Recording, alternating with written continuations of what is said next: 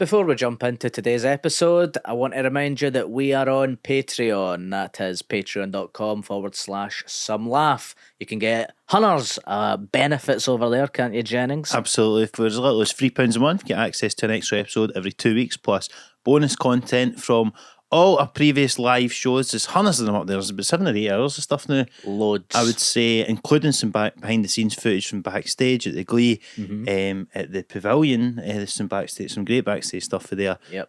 With Greg Hempel and all of that. And also, we've done a wee documentary. It's like about 45 minutes long for the Fringe last year. If you want to check all of that out, you also get first dibs on tickets for upcoming live shows as well, including one that we're doing. I don't know if this will go out after that, but we're doing one in December. Yeah. Listen, sign up to the Patreon, you'll find out about that. You can get tickets for the live show we're doing, stand up, Some Laugh and Friends. Yeah. Going to get some good big names on there, hopefully. Absolutely. It'll be a good laugh. It'll be good fun as ever. So yeah, check all that out in the Patreon. And aside from that, enjoy today's episode. Enjoy the ep. Welcome to the Some Laugh podcast. It could be like, oh, that was some laugh, or there was just some laughs. Well, no promising all laugh. No, there's going to be some. It's some laugh. I just wanted to just talking about that because you told me a thing before we went on. No, I don't really get nervous before gigs, but obviously I was just kind of like looking at the room and kind of getting on material, and you told me the breathing technique thing that you were. See a Wayne Greeting. What you do, you double inhale and then exhale, go.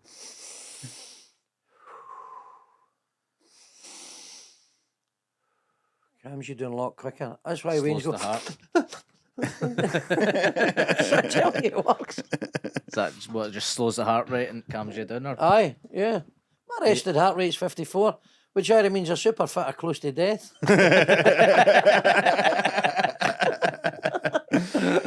You're probably a bit fitter than the last time you were on, Raymond, because obviously you were sort of, basically last time you were on in the studio, you were sort of explaining all the stuff that then became the stroke. I don't know, I remember, I had the stroke on, was the first day of the Fringe, whatever date that was. Crazy. Last year? Aye, 2023, first day of the Fringe 2023.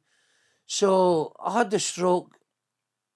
I'll tell you what led up to it. On the Wednesday prior, I was fucking steaming. Absolutely steaming.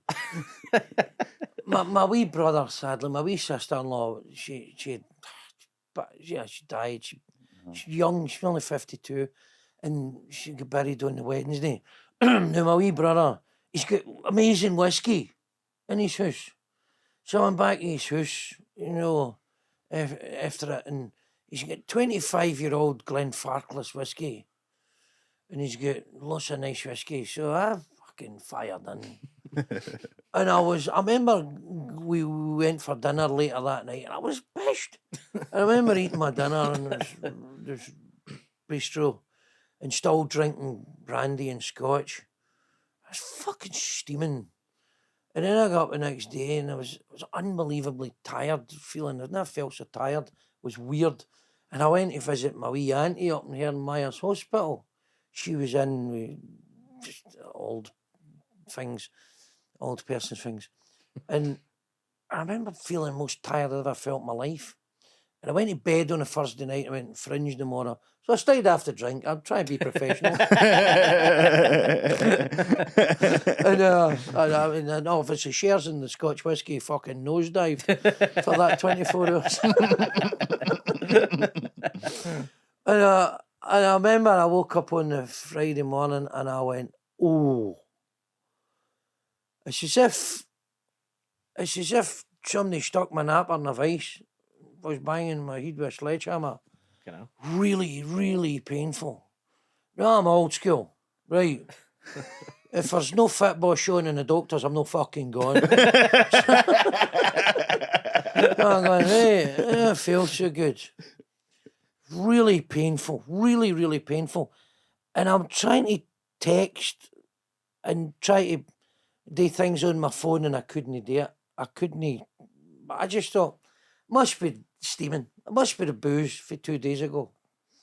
That's what I thought it was. I thought it was a bad come down.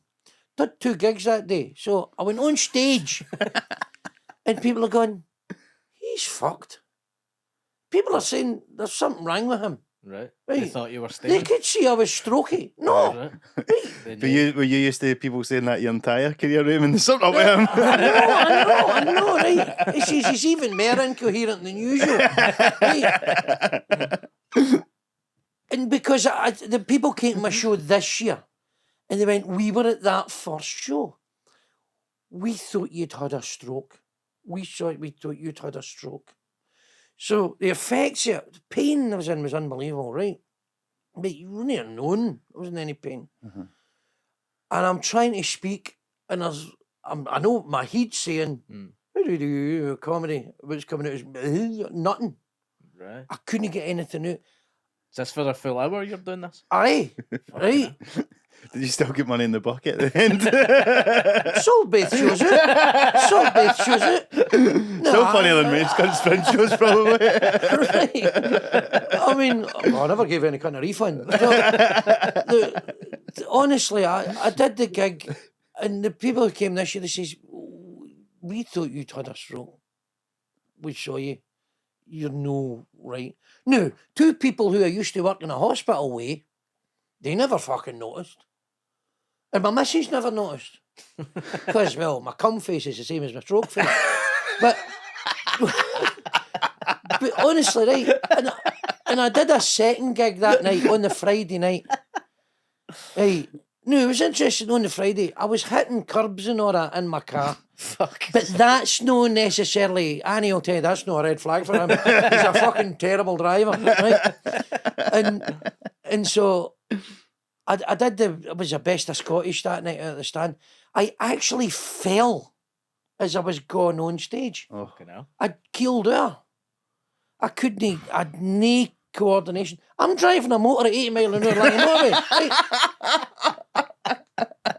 Stroked out my nut. Right? I've had a fucking stroke.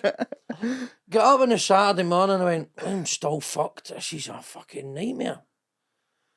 Did the gig that night and I was still feeling terrible. But I didn't, you know, it was a mini show. It was a TIA. It wasn't a full blown. Thank God. Could have been a lot worse. But so people are not. He's a bit off. There's something wrong with a Big Yin. But they normally go, there's something wrong with my daily on my lane. Right? You know what I mean? You never know how you're going to find me. And by the Sunday morning, I went. I did some weight training. I've just a fucking stroke. I don't do some weight. Anybody else? Hulk Hogan, brain they're more exploded. active 24 hours. Mental. Fucking mental. And I went round and picked my stepdaughter up. She'd in my door. And I went to drive the car. And the stroke was getting worse. So your head's going, drive a motor. And the body went, I don't know how. Bang. I crashed the motor. And the wife went, you're fucked. There's something wrong with you. You are wrong. There's something wrong. And I went up to the hospital. And they CT scanned me and went, you've had a stroke, Mr. Mearns. Mr. Mearns, that's my dad's name. Call me Raymond. And she went, here, give me an aspirin pill that size. Quick, take that before you die. And we're going to admit you. And that was it. And Annie was like, oh, honey, I've had a stroke. Must have been terrible for you. I see. You don't get to tell me anything ever again. I'm the king. Oh, God love her. I mean, see when we were told that, and then they admitted me, and I went, I've got a friend show today. And the big consultant, she went, you're fucking no going anywhere. You can't drive for a month. I says, the motor's fucked anyway. So that was it. I had oh God, I mean, it could have been a lot worse. I mean, Big Patrick, I was in for 6 days in the hospital. I mean, Big Patrick Rowling had a stroke, and it was very, very serious stroke he had. And some people have, I mean, I was lucky. I was really, really lucky. And, you know, I obviously, there was updates on Facebook, you know, I was going, I'll no make it through the day. I was maybe thinking I'll go through in a week. When they says you can't drive for a month, I went, I'm sorry, I'm not going I'm through not getting the bus. train. I'm not on the bus or the train. They'll need to come and pick me up in a sedan chair or something. So I you know, I regret, and you know what? Amazingly, I had sold something like 60% of all my tickets before I even went to the Fringe. Aye. And you know what happens? You sell it by the end of it because they're the 3.5 weeks. You know, you fill it. Aye. And So that you've was lost about 10 grand or something like that if you're no, not. I didn't. Well, I never had the money. Yeah, Well, I'd borrowed against it. You know, I never had the money. that's true. But sometimes you spend it But you before. came through for me, boys. You're welcome, You Raymond. came through for me. No, honestly. Timing in comedy is everything. If you're going to have a fucking stroke, have it the first day of the Fringe. Because every great comedian is in Edinburgh. And Jay Lafferty and Stuart, and they put a crew together Yeah. to do a benefit for me, and also set up a GoFundMe, and that meant there was no financial issues at all. There was no. Good. That was amazing. And I remember, so 3 weeks after, so I was started feeling better when I was in the hospital. In fact, by the first day, the consultant crew says, "You're getting booted out of here. You're all right. You've been sitting here talking like a budgie for the last 2 days. Get out. There's people in here who are no well. We'll give you a bag of we'll give you a bag of blood thinners and some statins, and you're getting sent home." And so I was all right. So I went home. I was home after 6 days. I started doing yoga and I started walking. I bought a trackie and everything. So I bought 2 trackies. I bought an Adidas hand up here, my one. Oh, hey. Oh, who's that good looking fat guy in a trackie? Hey. And what happened was, the weight fell off me. Right? I mean, I lost about 1.5 stone like in a couple of weeks. It was all water weight. You know what I mean? Bevy, man. You know, you stop bevy and you lose a lot of weight straight away. Right? I don't know. You maybe are these raging alcoholics like myself. It was all water weight, and I was looking amazing. And Annie says, you know, the benefit was near the end of the Fringe. And she says, "Are you coming to the gig?" I says, "No, look at me. I look fucking fantastic. This is a gig for me. I'm supposed to be at death's door. You fucking get me a walking stick and a mask. Right? I'm going to have to turn up an Oscar-winning performance." So he was at death's door. The fat cunt's coming up the road. Shocking. Have you managed to keep up with the health regimen? Have you changed a lot of You're stuff back in since? the whiskey. Well, 4 decades of sloth, of habitual swallowing and eating other nine things and sitting about doing nothing. The habits die hard. Aye. I've lost a bit, I think. I mean, if you compare this to, although I'm wearing black, I mean, Slimming. the last one I wore, the Motherwell, the white, That's right. tap for about 3 seasons ago. But I was fat then. I look at that myself and I go, oh, I was a lot fatter that summer, I think. So I've lost a wee bit, but I'm doing to try 2 meals a day, and you know, I'm doing 5 bottles of scotch a week. I'm trying a bit. I'm doing a bit better. Then You the know, weights. I bought a gym Did you? in my garage. Would you lift?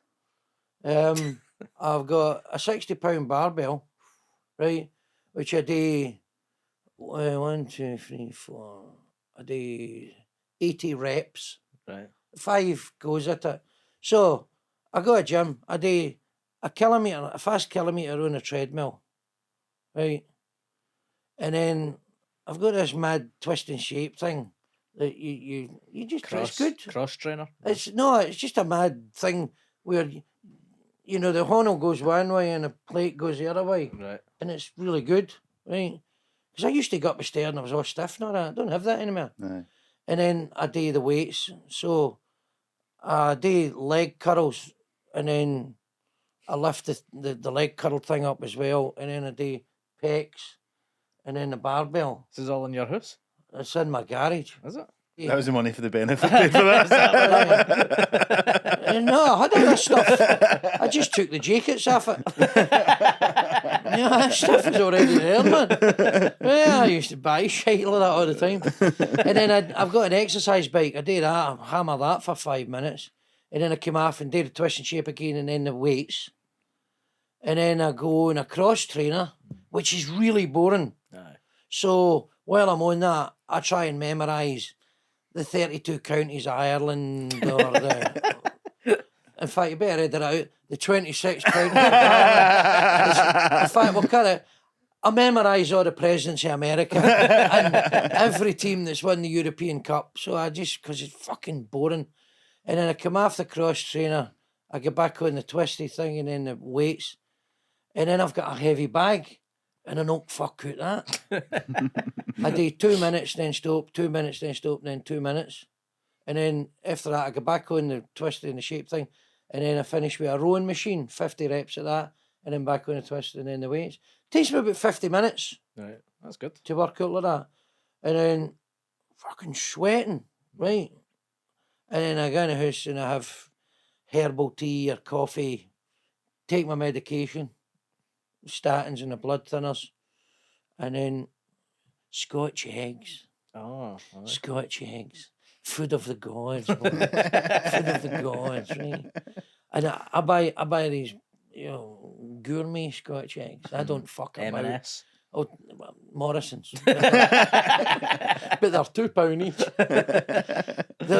I don't know if you eat Scotch eggs. I never knew there was such a range of Scotch eggs. But these ones they're soft yolk, but it's set, but it's soft yolk They're inside. cold. Still cold. Oh, I You heat them up? No, I don't heat them up. No, I like cold. So Scotch eggs, and it's caramelised onion sausage meat round about them. Oh, man. Fucking living a dream.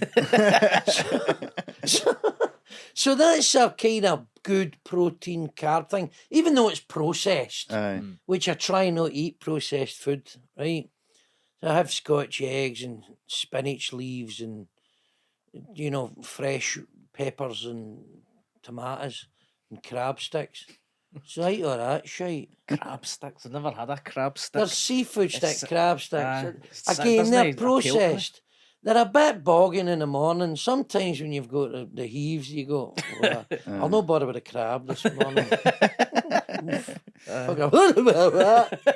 So that was the physical side, Raymond. Did you have any sort of philosophical sort of conversion after it? Did you look at life a different way?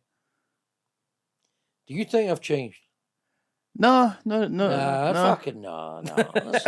Dude, nah. You're just the same. Nah. I'm still a fucking mental patient. Hey, I remember saying I never used to like watching the X Factor and all that. Remember that X Factor? Or what was it? Britain's Got Talent. And they would have the succession of people coming in who are clearly fucking Mentally delusional. ill. Yeah. They're mental. No, I'll tell you something. I used to hate watching that because these they've got a dream, but it's everybody else's nightmare, right? But they've got a dream, right? Fair enough. God love them. I used to watch that and go, that used to trouble me because I think Exploiting them. I'm like them. I'm serious. I think I'm fucking deluded and mental. I think you could win Britain's Got Talent if you went on. I reckon so. Do you juggle? And today I'm going to be a mad person. Straight through. And I remember saying this to Steve. It was Stephen Wright who runs Fair Play, the arts promotions company. And I says, that worries me when I see these things. I can't watch them. It troubles me because they're clearly deluded and delusional and mental. And I worry that I'm like that. And Stephen said to me, "Oh, you're mental, Raymond, but in a good way." What the fuck does that mean? What the fuck does that mean? You never explained it. What the fuck? I mean, no, you're no dangerous mental. Aye. You're zany. you're amusing mental. you're a good laugh. Eccentric. But you don't even know you're being mental. People are laughing, you fucking laughing at it. You're mental. So I don't know. It makes you think. I'll tell you what it does change. I'm 57, coming up for 57. And you know what? Everybody thinks they're going to live forever. Until you have a stroke, and then you go, oh, fucking hell, that was close. I've still got money in the bank. I'm going to spend it. Oh, fucking right, I'm going to spend it. I've got nothing to spend it on. What's it, £2 for a Scotch egg? You can only eat 2 a day. I mean, I'll give you diarrhea. No, it brings that kind of closer to you. And you go, maybe I'll look after myself a bit better. But this is the thing, right? We're so fucking fortunate, right? Look at how we live. Look at we're especially comedians. I mean, we get great rewards for doing very little. We're men of zero utility. Right? We're not going to save the world, right? No. And we make great money. We doing something we love, and you make good money. You make 40,000, 50,000 a year, and if you can make that, and you go, wow. We're not making that. And so you kind of say to yourself, but why would you go on great holidays and go for great dinners and drink beautiful Scotch whiskey and all that stuff, and why would you live like that? But we become, was it Lily Allen says, have become a weapon of mass consumption, right? But I mean, I don't consume shit. I mean, I don't buy crap. Oh well, except electric guitars. I like your guitars, right? But I love food, and I love having dinner and steak, man, and a bottle of wine. Oh, fucking, a Chateauneuf de Pape or something, I got a bottle of that the other day. Oh, fucking Got given nice, it for my birthday. heavy, peppery. Would you have Chateaubriand or something? I've not drank it yet. You've not drank it yet? It's in the house. I don't know what it is. It's a red wine. It's a very heavy, peppery red wine. It's excellent. I love blue cheese and brie and fucking Chateauneuf de Pape. You get a glass of that. Let it breathe first. It's very heavy and very, very peppery. So, you're drinking maybe a Cabernet Sauvignon or a Merlot or something, or a Malbec when you have a steak, and it's a medium-bodied wine. Chateauneuf de Pape is very heavy, very spicy, very peppery. So it's not everybody's cup of tea. You would drink a Beaujolais Nouveau. It's a nice light wine. Right. Summertime. Quite like a Pinot Noir. Pinot Noir. Well, that's light to medium. Most of our listeners are bucket drinkers, Raymond, still, so we need... that's what we like to call an alfresco. Aye, you drink it outside and then you crash a bottle of somebody's napper. You could probably have it as an aperitif, couldn't you? My grand says Chateauneuf de Pape? No, a bucket. Fucking right, you can. My grand says... something, right. Annie hates it. My missus, she hates Bucky. But I think it tastes nice. It's all right. They used to do the Bucky cocktails in the Hard Rock Cafe. With like triple sec and I don't know what else. So it would have been Bucky and triple sec and fuck knows what else. Maybe cola or something. And they were really nice. My gran told me that her ma used to take it as because it's a tonic wine. She used to take it when she wasn't well. She'd have a wee I could see that. Get a wee pick me up. Aye. I mean, I don't think it actually helps, I think the problem is that it's the way you drink. It's consumed. Hey. It's pure like I used to do the a neck couple in of one Valiums, know what I mean? A litre of Bucky before you know it, you've crashed the bus. Hey, you know what I mean? I used to do the neck in one go, but it was so caffeinated and all that shit that I think it probably fucked me up. Aye. Like, because it's just I went to it later in life. I used to be a mad dog. the Mad Dog guy. Orange Oh, Mad Mad Dog 2020 was a very fine. It was A beautiful. fine, yeah. It's because he did the lime one. Aye. Yeah, Mad Dog's good and all. It's all right. Yeah. You know, there's various versions of what we call pavement crasher. A bottle of pavement crasher, please, bartender. Pavement crasher? What's that? Pavement, you're going to hit the fucking pavement. Oh, right. You drink a litre of face plant the pavement. Right. I thought it was you when you were in your motor when you did a stroke. Crashing into the pavement. No, that was medicinal. What was the? Because are Bucky and Mad Dog not? They haven't been about that long, have they? Like, so see when you were about 18 on that, what was the go-to drink? Eldorado. Well, when I was Eldorado, 18, my I dad was thought there, so. it was Old England as well. So you had Eldorado, which had a white version and a tawny version. So you had a white and a... But I was mine. I liked Old England. It was a bottle of sherry.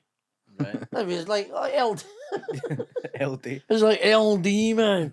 Hey. Blue nothing. Was that a thing? Was Oh, that? no, that's German Liebfrau Milch. That was a brand of Liebfrau Milch. I've only heard of that through Mickey Flanagan. He does a routine about a wee bottle of blue nun, but I don't know. What are you saying? That leaf from Milch? Liebfrau Milch. It's a German white wine.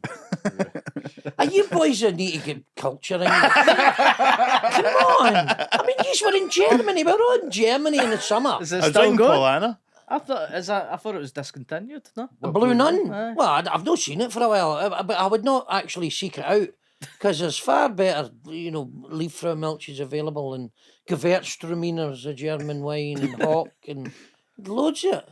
Right. So I used to like to drink Liebfrau Milch. The very famous one was Black Tower Liebfrau Milch. It was in I've heard of a that. black, crystalline, like a stone bottle. And I would sit and watch a football and drink a couple of bottles of that. What I did once, actually. It's no big and it's no clever. Don't drink, people, right? If you do, fucking take it easy. But, so, I would drink, I'd watch football and watch movies and all that, and I'd have bottles of wine. Sometimes I'd drink white wine. Just sit and drink white wine. I remember, and this is fucking shocking, I can't believe I'm telling people this, but I'm going to say it, right? I'd be watching a film or something, I'd be watching the football, right? And I'd drink the first bottle of wine and I was like that, fuck, I need a piss. Yeah, I'm there myself. So I'd rather go upstairs and go to the toilet and like a fucking savage. I'd piss in the wine bottle. What if it overflowed? Did it? It never got to that. No. The point is, I'd left a bottle of... So the bottle of piss was full. And I put the cork back on it. My first wife, I mean, I'm so ashamed. She came up next day and went, oh, he's not drunk that bottle of wine. She put it in the it was a bottle of piss in the fridge. And I'm so fucking drunk. I went, oh, I thought I drunk that. Oh, no. You didn't, did you? No comment. You have a wee swig of your own piss? Do you know it's very good for your skin? You look great. This Blue Nun's quite nice, actually. But Big Gary Little does a great routine about concerning Blue Nun, and it was he was talking to his mate, and his mate had found photographs of his mother pleasuring herself with a wine bottle. And as if I wasn't bad enough, she says, I mean, for fuck's sake, Gary, what are people thinking? It was Blue Nun. Fucking great. Big Gary's a genius. He's great. Love Big Gary. How was your piss anyway? Was it nice? Was it tasty? It was, see when Sterling? something's cold. See when you chill something. Is It's it more drinkable. I tell you, if I ever go to the Arctic, I'll drink mine, piss, no bother. Aye. You can drink it, can't you? It's sterile. You can drink your own piss. Yes, Doctor, they can. No, well, it was a famous Hollywood actress. I remember, I don't know, you can check this, it may be a lot of bollocks, but somebody told me something that's reminded me, and apparently she saved up her pish, right? She didn't pish in the pan or whatever. She pished in a pot and kept her pish. And she took her pish to a doctor. This was in Hollywood. And he would do something to the pish, distill it or something. And then he would inject the pish into her face. What? I'm serious. So he would do something with it. He would turn it into medical grade pish. And he would then inject the pish back into her. And it was apparently, according to this, phenomenal for her skin. Right. I've heard No, the thing is, now apparently this is very expensive to get a doctor to distill your pish and do something with it and put it into wee vials and then inject it into you. And it was costing her a fortune, and she didn't get as many parts as she used to get. And so she went to the doctor. She says, my skin care routine, I mean, you never see this as an advert on the telly, right? My skin care routine is costing a fortune. Is there any way we could do it cheaper? He says, look. And this was the doctor said to her, if you can stand it, then drink the pish. And that works just And as well? that's apparently, allegedly, what the doctor said to this Hollywood actress. Now, I can neither confirm or deny, because the story might be a complete pile of wank, right? But it's a fucking great story. The story in itself is distilled pish. So what we're going to do, so thousands of people, we're going to be responsible for pockets of drink pishers, pish drinkers. With great skin. Oh, fantastic skin. Breath no too brilliant. Great skin.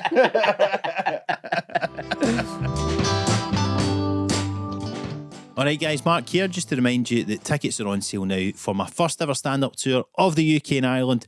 I'll be all over the country in the summer of 2025 with dates including Glasgow, Edinburgh, Aberdeen, Dundee, Perth, Manchester, Liverpool, Leeds, Newcastle, Derry, Dublin, Belfast, Cork, Birmingham, Brighton and London. If you're in any of those cities and would like to see me live, I'd love to have you there. The podcast listeners are always the best. Audience members to come out to the shows. You always sound as fuck, so I'd love to see you there. And it's my new show that I'm taking on tour called Marxism. I think it's my best yet. So if you've enjoyed any of my stuff that you've seen online, you enjoyed the podcast, you maybe not seen me do stand up before, please come along. I'd love to see you there. Get a wee ticket in time for Christmas if you want to give it as a gift to somebody who listens to the pod, one of your pals, or just for yourself. You know, treat yourself to the gift of laughter this Christmas. But hopefully see you there, guys. And aside from that, enjoy the rest of the episode. Well, apparently the new Hollywood thing is injecting salmon sperm into you. That's good for your skin. Salmon sperm. Salmon sperm, isn't it? Right, it's wanking off a salmon in the first place. I know, That's the issue. That, You know what I mean? You're going to get to jail for that. I mean, how are they getting that? If you got a salmon getting in a wee room and going, right, just let me know when you're ready. Come on. Give it a wee magazine. Aye, that's the thing. Because have you seen, I remember seeing a programme about salmon farming. And you seen how they get the eggs out of salmon? No, how do Right, they grab a salmon, I mean a salmon, obviously a woman salmon, I don't know. Right, and they just, when it's full of eggs, they just give it a wee grab the chug? salmon by the head and then pinch it at both sides on the bottom of the salmon and just and all the eggs. It's myth? No, it's funny. Punani, salmon. I don't fucking know. I'm not a salmon fanny. You buy them for £2 in Morrison's now as well. I don't fucking mean it comes out Scotch salmon egg. this thing, you know, whatever. You can YouTube. This is all on YouTube now. Aye. If I saw it on BBC Two in 1972, it's on YouTube now. And you'll get it on the iPlayer. Aye. So I don't know how they extract. I don't know. I don't know. They got salmon porn. The salmon farm. Usually you're a fountain of knowledge. I thought you would actually known about this. Well, I don't know how you give a salmon a chug. I mean, I don't know everything. I mean, between me and my brother, we know everything. But that's when he knows. That's who he wore of the world. Tom Cruise's line. The new celebrity thing as well. Well, the main celebrity, because loads of people here are getting new as well. They had the Ozempic injections and the things to lose fat. But do you know, I think part of it's a bit like, I don't know, it's just like cheating, isn't it? It's like, You need Do to the kind of work. go and do your workout and eat right and all that. With these Well, it's injections, cheaper than because what they would do if I was a rich, superstar comedian, you just go to the doctor and hoover out all your flab. Yeah, I mean, that's what they do. 15 grand or something it costs. is that They right? just get a wee Henry Hoover, man, open up the flap. The liposuction thing. Aye, Then liposuction. you're not left with flabby skin. Well, they remove all that, They didn't they? cut that That's away. what they do. They pin it behind your fucking. You're looking good. Have you had something done? That is cheating, but we are cheating. That's what we do. That's what happens. Oh. You know what I mean? That's what you're too fucking lazy. I mean, I don't go in the gym every day. I'm in a minimum once a week, but sometimes I'll go in 3-4 days. And then some days I'll be in the pub 3-4 days. I'm not going in the fucking gym. It's just it takes discipline. It takes tremendous discipline, which I don't have. I don't have any discipline. I kind of live in the moment. I say, what will I do today? We'll get in the gym. Well, oh, fuck. Fuck off. I'm going down to the beefeater for a cooked breakfast.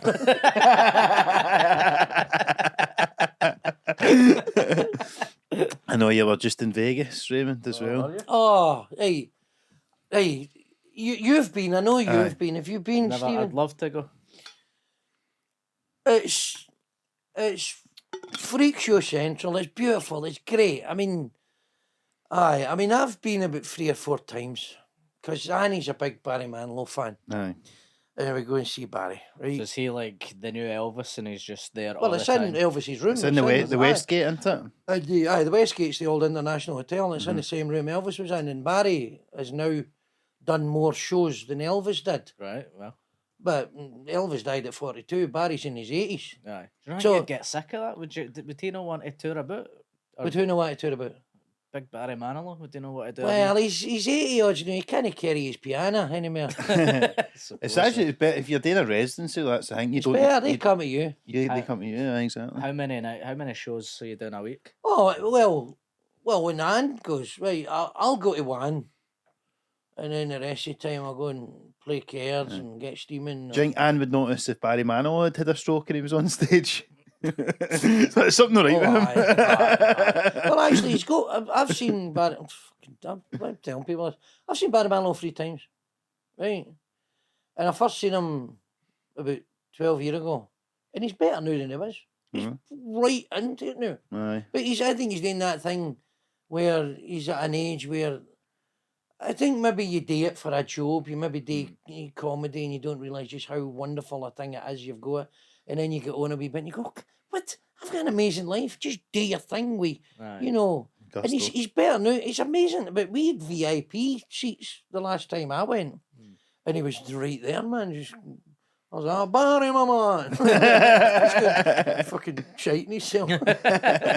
What's his tunes? Copacabana? Is that him? No. Aye, and Mandy. And Mandy. Could It Be Magic? And Oh, there's loads I of Write the bangers. Songs. There's loads of great tunes. There's loads of tunes. You've heard loads of Barry Manilow tunes. Aye. Guarantee it. Off the top of my head, I couldn't remember. But But you weren't You've heard see, loads. you weren't there seeing him this time though. No, because it was a boys' holiday. That's the thing. So we'd went for a boys' holiday. I mean, you're in your 50s and you're going to Vegas with the boys. But we've all got a mental age of 7. Because we're fucking... I'm a man-child, man. So we did the machine guns. We did the helicopter up the strip, helicopter to Grand Canyon, visited the Hoover Dam again. We went to Gordon Ramsay's restaurant, the Hell's Kitchen. oh, aye. How was that? Amazing. Overpriced? Fuck, aye. I mean, we were looking at the wine list, and my mate Stevie, Aye, met, and They're he there says he likes rosé. And I looked at the rosé and I says, the fucking champagne rosé. It's only an extra 30 quid. So 2 bottles of that. Fucking, You- it was amazing. You're It a was big beautiful. gambler. Big gambler No. there? No, you don't. Well, funny, I came back with money. Well, what happened was, I don't gamble because I think that's a waste of money. I'd rather spend the money in a restaurant or something, right? I But wouldn't what be happened surprised if you knew how to like count cards or something and you were swindling the was, casinos. no, can't do that. No, I'm not that good. No. No, I'm Raymond Mearns. No, I'm shite on that. I can't. That's why these casinos, these massive gin palaces exist with free hotel rooms, and that's why they can afford all these things. I mean, the people in there haven't got a fucking chance. Yeah. You've not got a chance. If you think for a minute you can make a living gambling, you're fucking mental. Aye. It doesn't happen. Aye. If you've got inside information, if you know people who own horses and train horses, but that's cheating, right? But the punters don't stand a chance. And anybody that says, I'm a professional gambler, they're going to be living in your wheelie bin before too long. Right? I don't gamble. But what I did was, I had $18 or something, or $20, so I put it on red, just on these daft roulette machines, and it came up. Oh, got 40. So I cashed it out, and then the next day, I put it on red, doubled it up, $80. And then I got it up to 100. And I thought, I'll try one more time. Put it in red, cash it, $200. So I cashed in the $200. I brought it home. You know when to stop. No, because I gave Annie the $200 because she's going to see Barry in a couple of weeks. She's going to herself way to Vegas. So maybe she'll be in the Hofbrau house getting her ass scalped off the waitress. We were in the Hofbrau house eating our dinner. Steins of beer, brilliant German beer. I loved it in Germany. Germany in summer. The big German beer's delicious. Aye. The beer was absolutely delicious. Big steins of beer. And I says, I want to go to Hofbrau house. And he went, okay. But every time you buy a shot, you get a crack in the arse with a paddle. I didn't know that. So I bought 6 shots. And I went to the lassie, I says, I'm on blood thinners. She says, it's okay. I'm a nurse. Fucking rattled my arse. See, after a second time, I went, fuck you, no way. My arse was blue the next day. And she only cracked it twice. Did you enjoy it though? Great. It was brilliant. That's the kind of thing I thought you'd usually spend $200 on in Vegas, to be fair. But Yeah, I mean, some people like pain, you know what I mean? Some people pay big money for that. I mean, I remember I met a woman, you know, I was single, and I said to her, what you into? She said, I like pain. I seen her face when I shut her on in the door of the motor. That's an all Hector Nickel joke. Behave yourself. But you when you were in Germany, Raymond, because we obviously met you that last day in Stuttgart, and but you've done like a lot of. You actually went and seen some stuff in Germany and done some sightseeing and that, didn't you? Well, we just went on. Stuttgart was good because what's great about the German cities, they've got all these wee these wee tram train things. So we just went out and about and just looked at everything and saw the sights. Cologne, I walked right up the stairs in Cologne Cathedral. Did you? Right to the top. I mean, Annie went up, she went, I can't do it. So I'll get you back down there. It was fucking hardcore. I mean, it must take you, half an hour, 20 minutes off? I don't know. But you're going, fuck, is this never ending? It's a spiral staircase. And there's people coming down as well. So everybody's come up and down the one staircase. And it's narrow. Aye. So you're holding on to one side and people come down and coming down pretty dodgy, but I done it. I had to do it. And we went on, you know, these sightseeing tours and all that. Aye. We do all that. We're into all that. Aye. We were just outside the cathedral drinking beers and punting balls in there, weren't we? That's right. Well, we were there as well, but we just felt. I like to walk. That's one of the things after the stroke. I like to walk.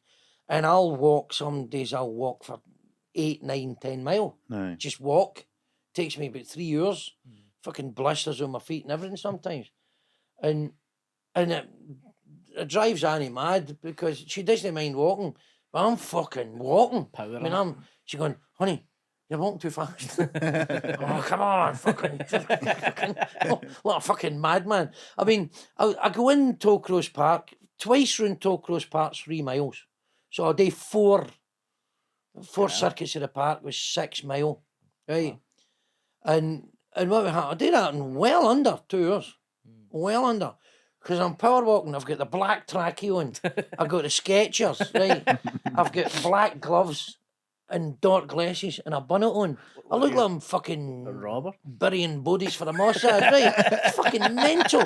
And people see me coming, they go, what the fuck's that? It's loony. And I'm just right into it. I just walk in a power walk. No. And you got these fitness watches and it goes on an app and you look at the app and you've got 14,000 steps and you're in the heart rate zones, and when you really sort of like hit it, you're above 125 beats a minute. So you know that's good. You're stressing your mitochondrial DNA. You know, and that's good. That's healthy for you, right?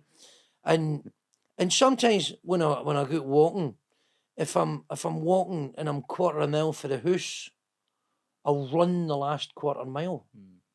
I'm fucking pounding it. And then the heart rate's away up above 149, 150, 160. And I do that. But I'm carrying I'm a bit thinner than I was, but I'm fucking still carrying a bit of weight. You're looking good. Oh, bought and paid for. Fucking, it's no easy. See if I came off drink. See if I disappeared for a month, right? I came off drink and ate properly and worked out maybe 5 times a week. I'd drop 2 stone, easy. But then I'd go on holiday for a fortnight and drink like a fish and wank off a salmon. And I'd be like, I'm just a fat guy again. 'Cause I'm a fat guy. I think like a fat guy. I see food. I mean, and Anne says, we go to restaurants and I go, what are you eating? What you got? And I'm fucking looking at everybody's plate on. What's he having? I just love food. I'm slabbering as I'm talking. Gonna get me a Mars bar. Should have got in some Scotch eggs. Well, you've been doing the Glasgow Da, the Glesga Da podcast, Glesga Da. I should say. By the way, I know, right, now that's Glasgow Da, right, it's just me Aye.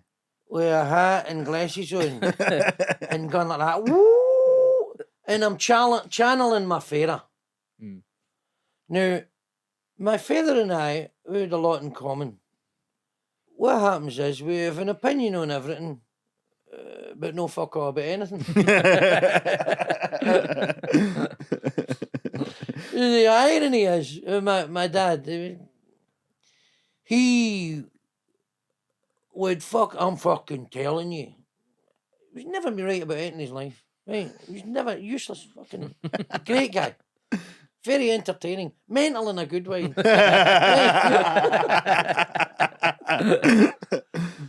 And it's the way you say something. It's confidence. It's like we as stand-ups, we go on stage and we put it out there.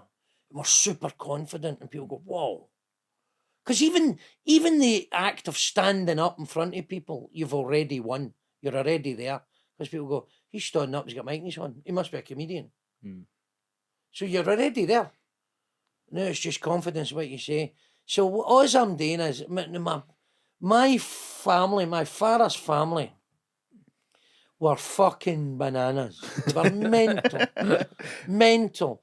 They drank like fuck. And all they did, they just ripped the arse out of each other. Constantly. They were fucking ruthless and brutal. And anything and everything. I tell you what it was. They couldn't sit for 5 minutes and say nothing. They had to be relevant. They had to be heard. They had to, and that's where I came from. That's why I became a comedian. Right? So when I was young, nobody ever listened to me. I couldn't get a word in with all these fucking lunatics I was surrounded by. So I says, I'm going to be a comedian. I think that is a driving force, because I feel like sometimes where it's like, well, it's one way of getting heard, and if you feel like you weren't getting listened to, you can go up on the stage and everybody has to Not listen only to you. that, you're fucking paying to listen to me. It's an ego thing. If you can charge people for listening to your bullshit, you fucking want to watch. So the Glesga Da character is my da. Aye. That's all it is. It's my old man. And everything Stuart says to me. Now, people think Stuart's my boy. Aye. They go, see your boy. No. No. He's no. But they think he is. Sometimes they think he's real. Mhm. And everything he says, I just, for fuck's sake. You fucking stupid or something. It's terrible. It's I suppose it's in some ways it's kind of funny and it's a kind of nostalgia for that person, that sort of person who's thankfully, I mean, Harry Enfield had a character which is just a figure of fun, that arsehole in the pub. Mm. You know, just knows everything but knows fuck all. Yeah. That's who Glesga is. Aye. And we did a podcast. We're getting some views. We're getting taking some off. downloads. Yeah. We're great. doing them. We're doing well with it. And we went to the Fringe and we sold the run out, which was amazing. Aye. So, and we're getting bookings. People are booking us Right. For for like to do private- Glesga. Basically turn up and rip the piss out of everybody. And it works. We're getting a ton. That's great. No, it's been great. He's did the live shows at Blackfriars and he's had some great guests and No, stuff. a like that as 2 well. year, man. A 2 year next year. No, next year, year after. We're the fucking in the King's Theatre. Easy. Absolutely. Glesga da. Does Jesus Christ Superstar. He wasn't even real. It's like my uncles and keep coming up to me and they're always like, oh, do you know the Glasgow boys and Aye, do aye. you know Stuart and Raymond and all that? Like it feels like it's I guess TikTok and stuff have opened up to a whole new It resonates market, with people of a certain age, and I think everybody had an arsehole like that in their family. Everybody had a guy like that. It was my dad. And my children, they're not children, Kirsten and Michael, they would say, "That's fucking him." That's no my granddad, that's ours.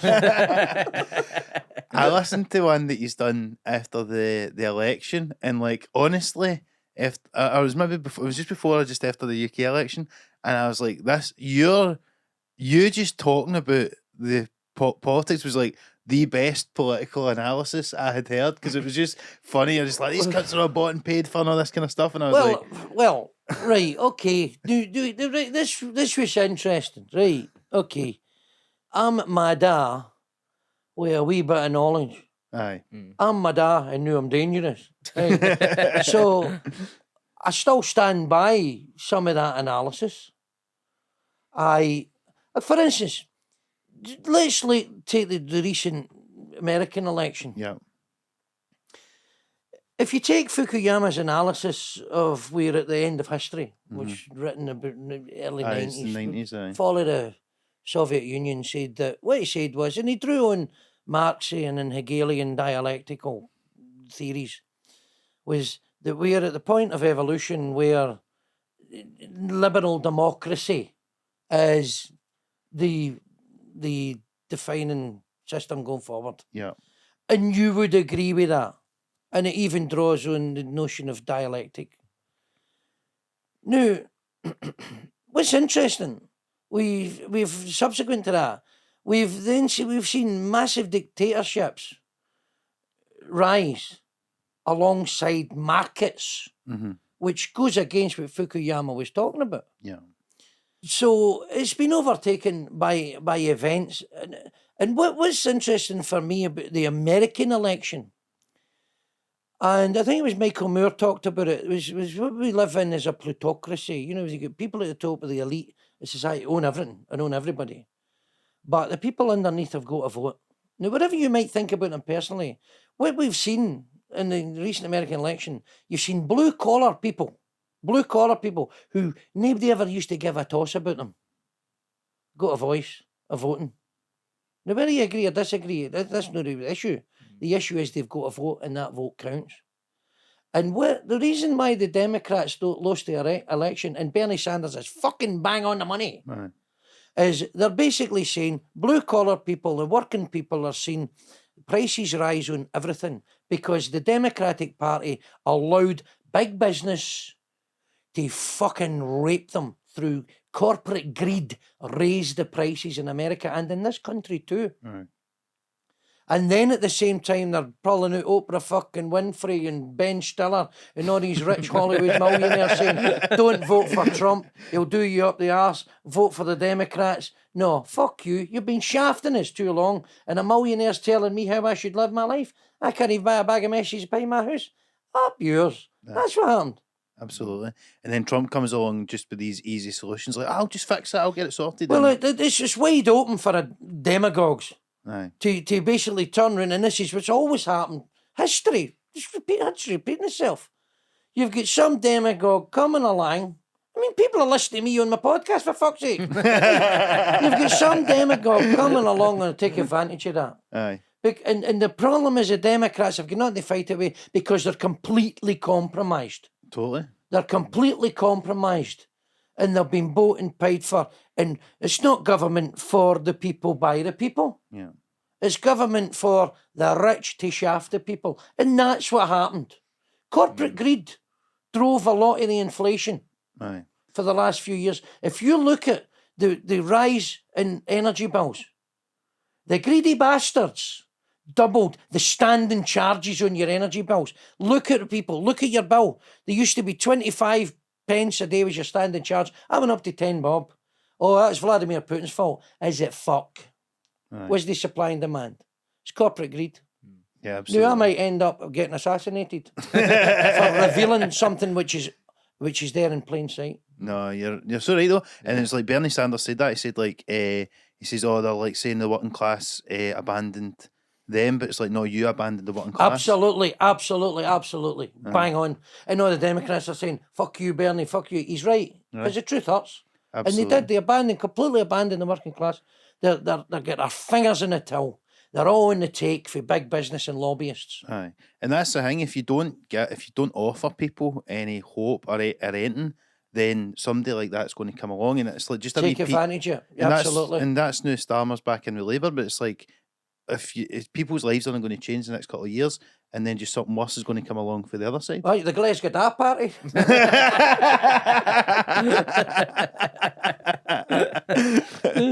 I'll save you all. I promise. A bottle of bucky in every house. I feel like Stuart Mitchell would be a good political advisor. You'd be a good front man, you know, he'd be making the speeches and all that. No, he's got better teeth than me. He be the front man. I'll be the power behind the throne.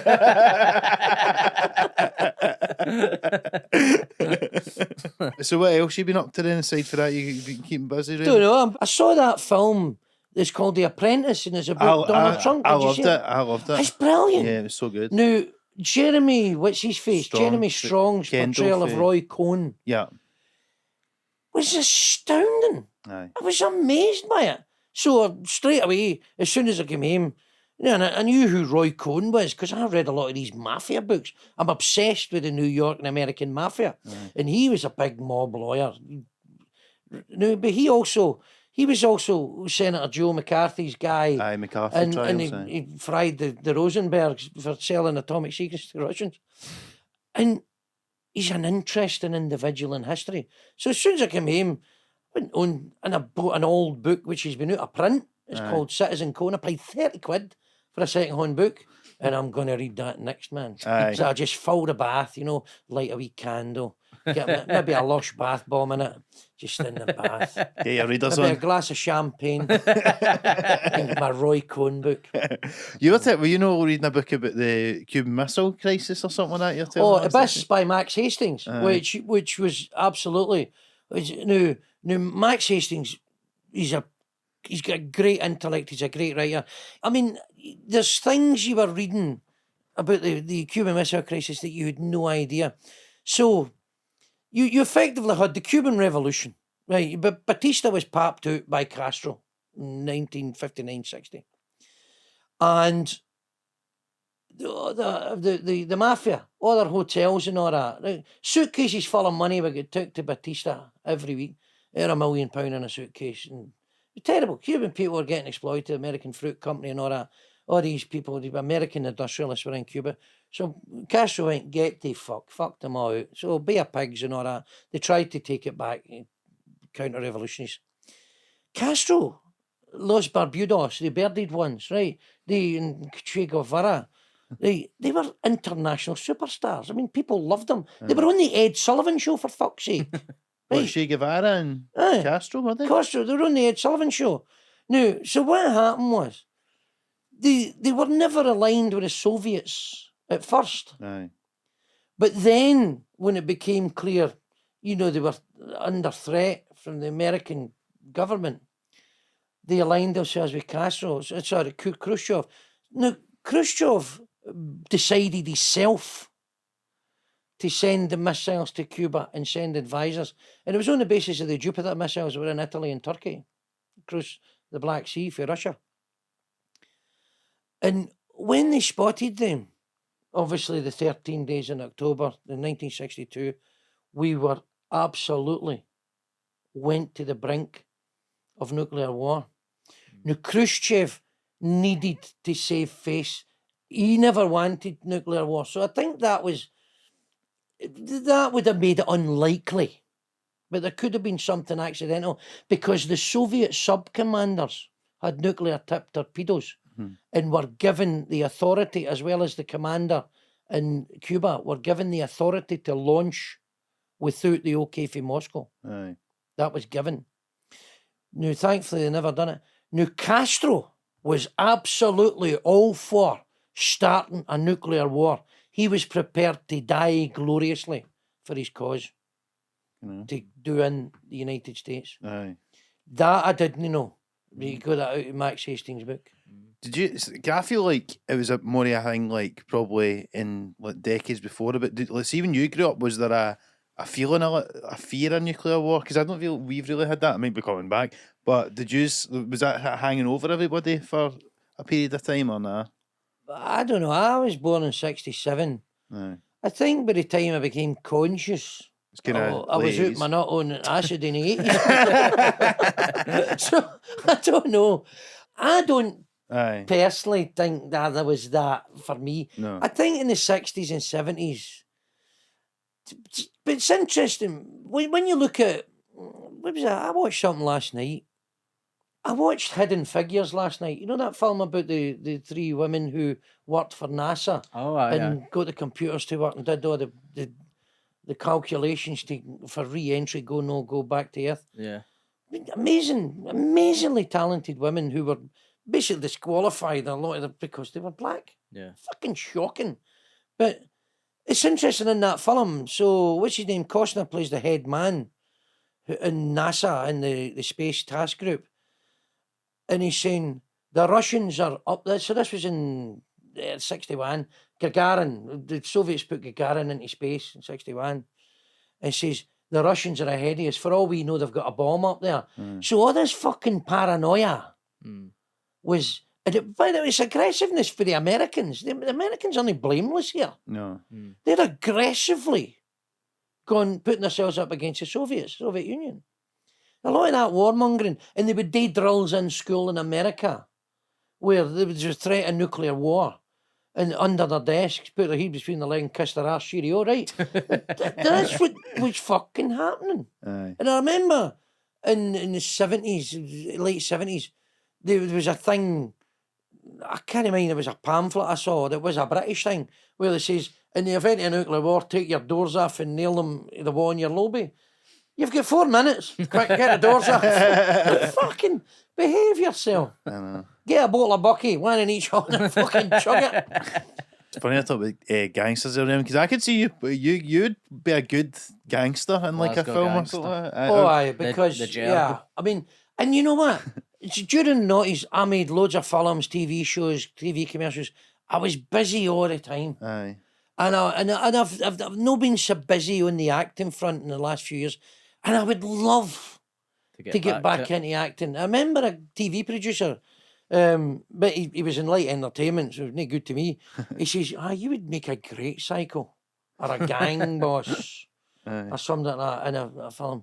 So I would love more acting jobs. So if there's any directors out there, Aye. I'm the best psycho in my price range. I'm mental in a good way. I'll negotiate. Did we speak about Limmy's show last time you were here? Are we just a bit getting recognised? Because I think the first time I ever seen you, I don't know if I've told you this before as well, but because I remember seeing you in Limmy Shot, and it was like, because in that series it was like the camera would always sort of swing, and it'd just be you right up close to the camera. That was the original Glasgow. That was the original Glasgow. Like with a beer in a pub or whatever. You bun it on. That was an amazing gift, right? But he didn't pick me. Brian Lemon, he didn't pick me. The comedy unit, when it was commissioned for pilot, the comedy unit kind of had the say on casting. Right, okay. So that's why me and Debbie Welsh and Tom Brogan, aye, he lives round about I know. We know Tom. Tom. But very successful author now, Aye. writing great wee football books. So that's why we got kind of picked. I don't think Limmy, he's the king of the slow burn. And I can see why I don't fit what he needs, because I'm funny looking. I remember, no, seriously, I just look fucking funny. Right? I remember we were setting up a shot, we were in the Merchant City in this pub, and he's got the camera all set up, and we're all sitting on the set, and I'm sitting in the middle of the set, and then Brian went behind the camera, and I looked, he went, "Oh, fuck you, Raymond, out." Because the camera's just drawn to me, in his eyes, his mind.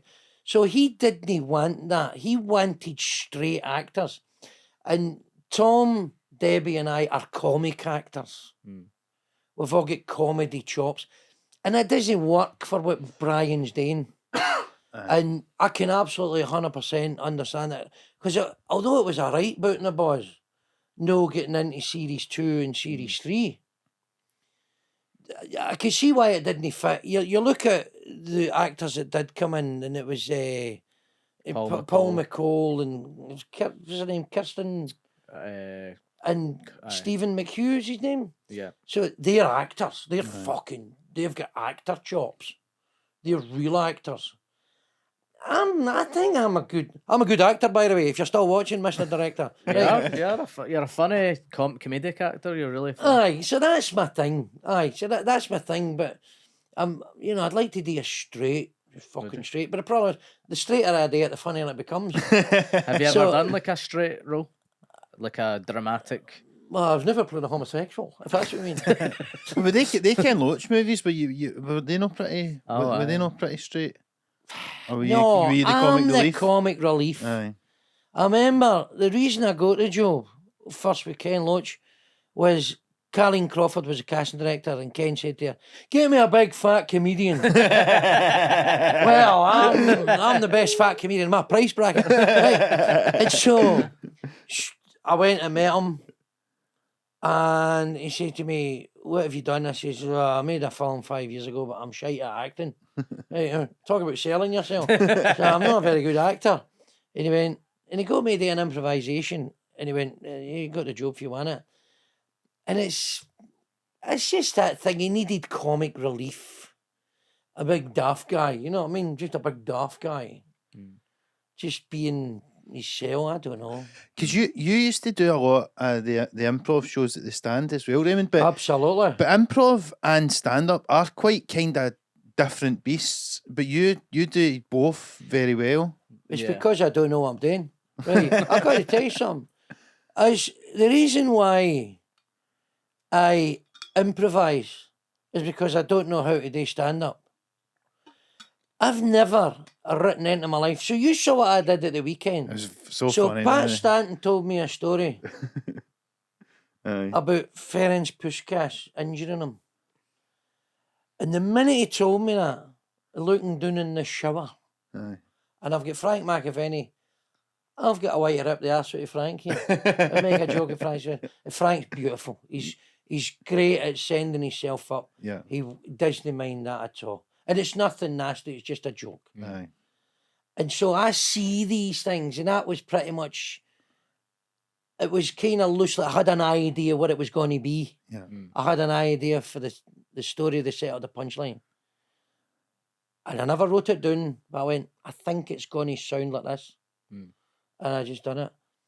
And it's funny, my mate, my mate John, who's a head teacher in a school, great job, right? He said to me, we used to play guitar together years ago. And he says, you do comedy the way you play the guitar. I says, what does that mean? You learn enough and then you just fucking go your own way. And that's what he meant. So I have the rudiments. Set up, punchline. That's all it is to me. It's simplicity, right? Set up, punchline, that's it. And in my head I'm going, right, be funny, say something funny. Do something funny, do something with your face.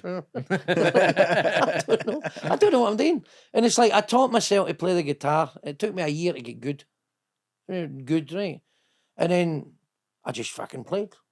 What age were you when you learned guitar?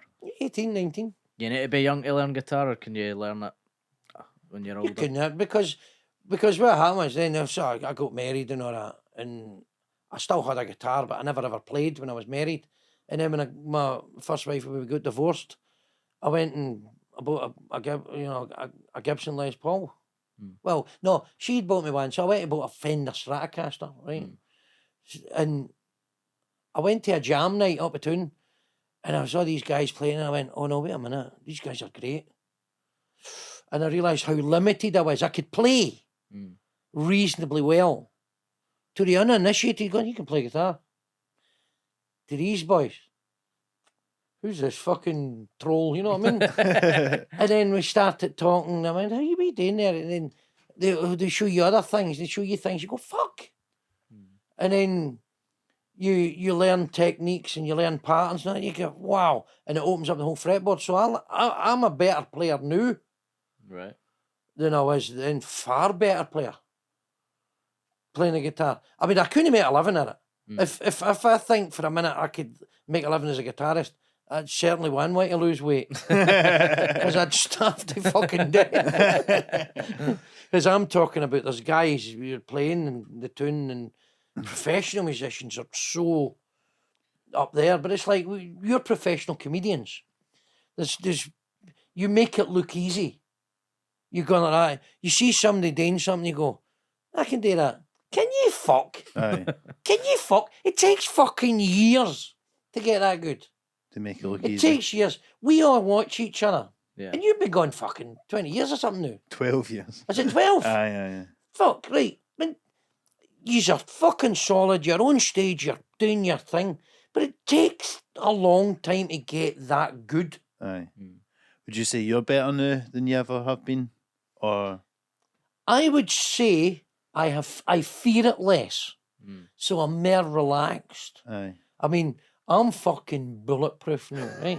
Because I'm no scared anymore. Because I'm old. I'm an old cunt.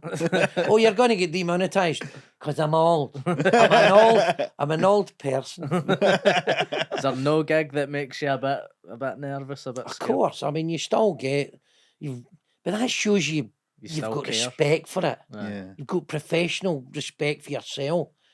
If you went in and the wheels turning about a hamster's deed, you should get up. Aye. Aye. I mean, I make fun of myself. That I care very deeply. It's very important to me to really, that audience in front of you, to go, come on, we'll have a great time. Come on, we'll have a laugh. And they might not even remember my name. That's okay. They go, that fat guy was funny. That was mental. Speaking of which, actually, you told us a story about being at the stand one night when Billy Connolly came in to watch or something. The 2nd of July 2003 was the date. Never forget it. Now, I'd already, right, here's a curious thing. So I'd already left my job. I left my job at the end of June 2003. Just left the job. Or about a week before the end of June. No, it was about the 15th of June, right? 2003. Because I'd got the Ken Loach movie. I'd been making money as a comic, serious money, for about 2 years before that. Aye. So I'd passed the point where I could have left my job. So I'm in the middle of shooting the Ken Loach movie. And the stand that night, it was a Wednesday night. Or it was a midweek night, definitely. And I remember we were in the stand, and I'm in the back room, and somebody came in and said, you don't believe who walked in the door? And I went, is it Billy Connolly? And I don't know why I said that, but it was. So you were just No, having that's a guess? true, right. No, and I went, how you doing, Big Yin? I said, how you doing? He didn't know who the fuck I was, I don't know, right. We sat talking. Aye. We're just sitting talking. he was seeing his chiropractor because of the bad back, and I was moaning about my next door neighbour wanted rid of a hedge. Hey, we were just talking away. I'd never met him before, never met him since. Right, we were talking as if we're old pals. In fact, there was a guy there who was a manager of a band. He says, "Do you know you knew Billy Connolly, Raymond?" I said, "I've never fucking met him before in my life." And no, it was interesting. So Bruce Morton was the compere that night. And I was closing the show. I mean, what do you do when the world heavyweight champion, the greatest comedian that's ever lived, sitting in front of you? I only remember the first line, which was, I would ask the guy, "Where you from, mate?" And he was from Erskine. And I don't know what I did, but I channeled something. And Connolly was sitting in front of me, fucking pissing himself, laughing, pissing himself, which made me feel amazing. Yeah. Which made me fucking brilliant. That's amazing. And then, I mean, you know, the things you get, used to be in, I don't know if you used to get them, Shoot magazine, and it's Frank Worthington, player profile. Favourite meal, steak. Favourite car, Hillman Imp. Oh, fuck knows what, right? And it's always at the end of it, who's the one person in the world you most like to meet? And they all go, fucking Mahatma Gandhi or fucking Bridget Bardot or something. Now, the one person I always wanted to meet in my life was Billy Connolly. And later on that week, the Daily Record used to go a wee thing called Spotted. Billy Connolly going into the Stand Comedy Club to see Raymond Mearns. So all that time, I want to meet Billy. He's fucking dying to meet me. Big Yin, love you, love him. He's the greatest comedian ever. See, I never meant to be a comedian. See, you guys meant to be comedians. What I was a failed guitarist. I was a failed musician. Did you never try and do musical comedy, no? No. No, fuck off. It's just be a big long song about an up the arse joke, right? No. I'm not a good enough musician. Because you're not sure if they're laughing at your stick or your shitiness as a musician. So it's good to me to be very, very precise. And so I became a comedian because I was a failed musician. I'd nowhere else to turn. I did a bit of acting at Strathclyde Theatre Group when I was at university. And I was in a band, I was in bands. And I was doing it. And I thought, this is the life I want. But I'm not established enough as an actor, and I wasn't a good enough musician. And I'm not even sure how the fuck did I become a comedian? When I was at BP, right, my first job after uni was at BP. There was this charity gig one night for the guy who ran the plant, Grangemouth. And we did a blind date thing. You know that Cilla Black programme? You'd get one guy and three women. How would you bleach my bum? Number one. Right, fuck knows, right? And I played Cilla Black. I dressed up. And now we got a lovely, lovely lassie here for you. That's right. Now, Dave. Now, next up, it's Margot from Aberdeen. Right, terrible. If any TV producers are watching, by the way. I'm dressed as a woman. I'm full fucking kit. And a red wig, fucking being Cilla Black. And then I did some stand-up. Just some hack stuff about... But there was a guy sitting and he reminded me of a creature from the Black Lagoon. Right, so I started ripping him. And they were laughing. People were laughing. And I thought, maybe I could do this. So at the time, what I was doing was, I was going to parties. I was young. I was only 22 or something. Right, and I'd been going to parties, take my guitar, man, sing a few songs, tell a few stories, old fucking Ben Gunn jokes and old Conley routines and Hector Nicol. See, I'd remembered all this, so I'd heard it. And then what happened was, something had happened to me, and I would tell that story, and the whole thing all intermingled with each other. And my first wife took her eternal credit. She said, "You're funny. People would pay you for that." I think she just wanted me out the fucking house.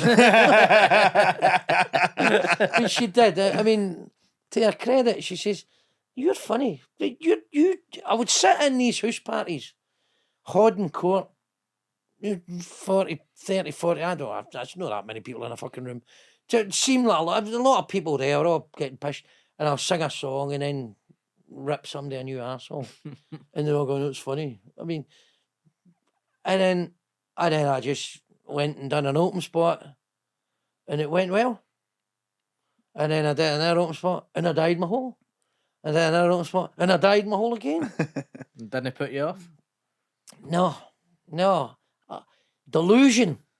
Delusion, dear boy, carries you a long way in this business. Because until you get good. Well, my first couple of gigs went well, thankfully, but see if one of the first two didn't go well, I don't think I would have continued it. My ego's too fragile, I think.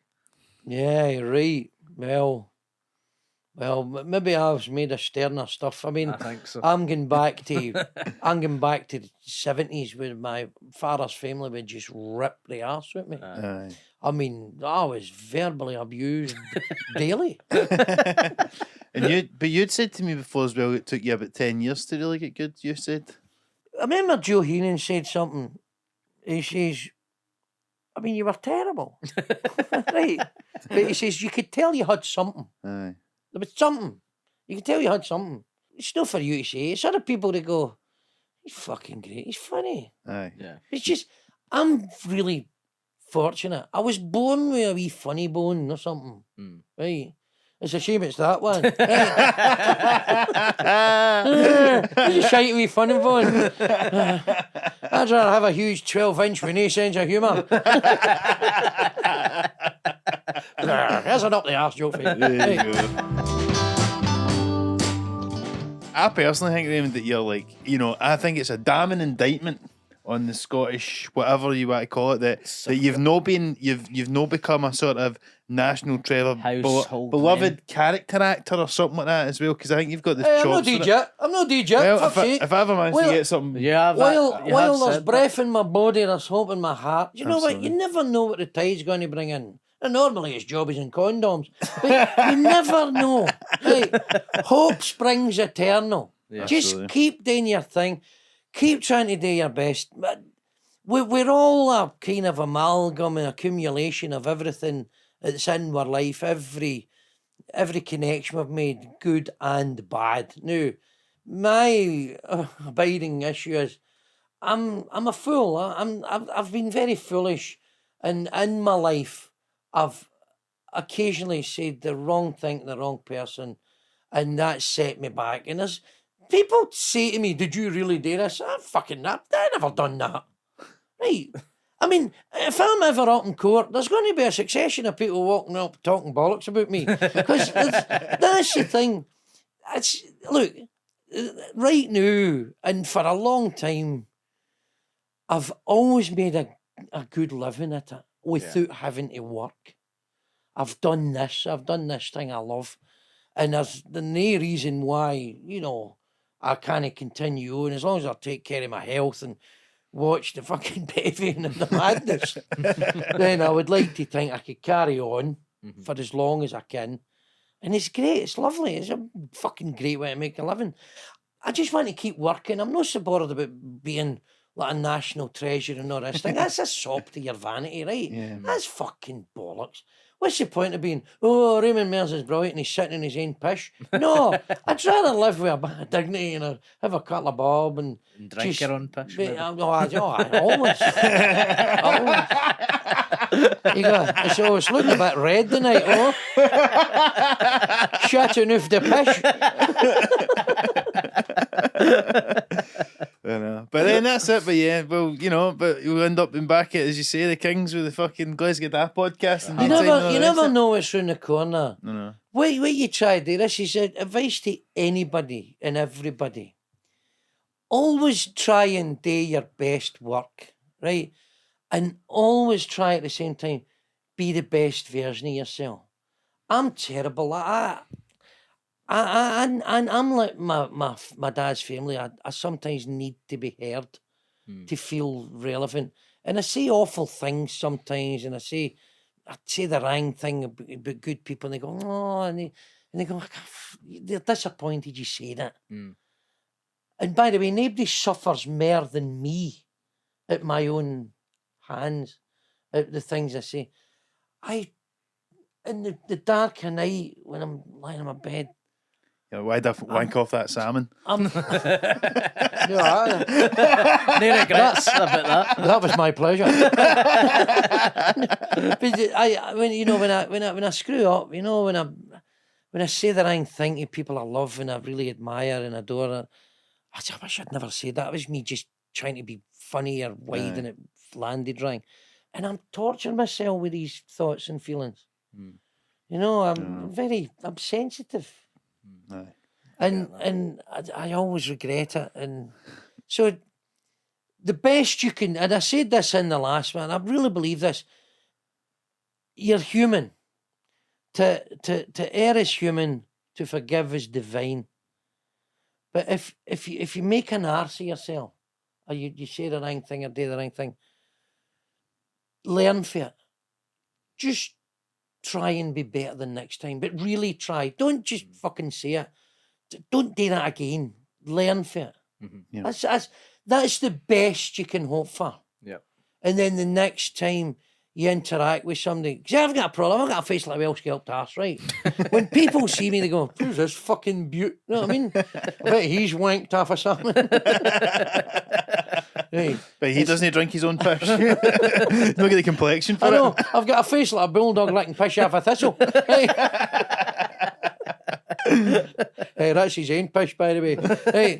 And so, just try and be the best version of yourself. Yeah. It's the best advice I would give anybody. Good And advice. try not to be scared and try not to be angry. And try and... This is what Annie's taught me, Mrs. She's great. Women are cleverer than men, harder than men and smarter than men, right? And she says, don't just take it in and don't react. Just try and process it. She processes. Yeah. Men don't process. We go, what's your fucking game? It's for fucking mental. So you live and learn. That's all I can say. Just try and be the best version of yourself. Never react. Never, ever, ever, ever, ever take anything personally. And never worry about what people think about you. And I know it's easy to say because I go, oh, fucking, it's how I think about myself as fucking being a handicap. If anything. Yeah. So, I don't want to be anybody's guru. I don't want to be a life coach, but No, that's good advice. it's good advice, I think. I Yeah. think so, aye. And good 100%. good words of wisdom to finish up on. I think we're not so, going aye. to beat that. But Raymond, thanks so much for joining us Thanks again. for coming Thanks again. for having me. You know what? Nobody ever talks to me. Have you got into podcast? I know you've got the podcast with Stuart Mitchell, Glasgow Glesga. You do live shows all the time. Have you doing a lot of live show for Glasgow or anything like that? Or is it Aye, back my in- Glasgow Comedy Festival show is called Raymond Mearns is looking for a great audience. There you That's go. good. So you could be That audience. among those people. Even if you're a bit shite, you can still come along and I'll make you great. And you maybe Oh, fuck, I'm like Donald Trump now. make it great again. So, it's a great audience, a greatest audience it's ever been. I think a wee bit of fake tan and some blonde hair, Raymond, then you would be a Well, I good. don't need the blonde hair. I've already fucking got the beginnings of a Trump. I mean, look at the state of this, man. So just a wee bit of fake tan. No bother. I've already got the tiny horns. Thank God, because the bone is tiny. Well, brilliant, Raymond. Thanks so much for joining us. And guys, as ever, please remember to like and subscribe on YouTube, give us a 5-star review on Apple Podcasts and Spotify. You can follow us at Some Laugh Pod on Instagram, TikTok and Twitter. And send any question you've got to our email address, which is somelaughpod@gmail.com. Thanks a lot for tuning in, guys, and I'll speak to you very soon. Cheers. So what one of you two cunts has got my money?